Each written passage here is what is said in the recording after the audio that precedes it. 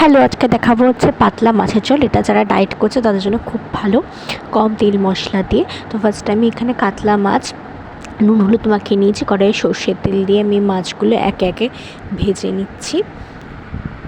তো মাছগুলো ভেজে তুলে নিচ্ছি। তারপরে ওই তেলের মধ্যেই আমি দিয়ে দিচ্ছি কালো জিরে ফোড়ন, আর কেটে রাখা লম্বা লম্বা করে আলু দিয়ে নিচ্ছি। দিয়ে নাড়াচাড়া করে বরবটি আর বেগুন কেটে নিয়েছি, সেই বরবটি আর বেগুনগুলো দিয়ে দেবো। দিয়ে ভালো করে নাড়াচাড়া করে অর্ধেকটা পেঁয়াজ আর অর্ধেকটা টমেটো দিচ্ছি। দিয়ে ভালো করে নাড়াচাড়া করবো। যেহেতু একদম কম তেল মশলাই হবে সেহেতু সবই অল্প অল্প করে দেবো এখানে। তারপরে একটুখানি আদা দিচ্ছি, গ্রেট করা আদা দিয়ে আবার ভালো করে কষিয়ে নেব।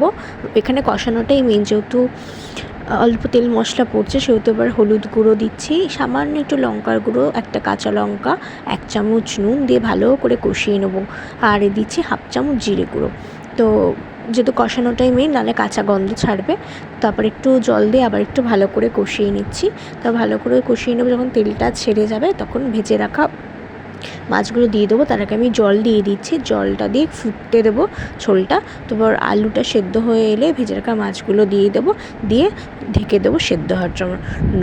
আর তারপর ধনেপাতা দিয়ে নামিয়ে নেবো। তাহলেই রেডি হয়ে গেছে পাতলা কাতলা মাছের ঝোল। ভিডিওটা লাইক করো, ফলো করো, শেয়ার করো। টাটা।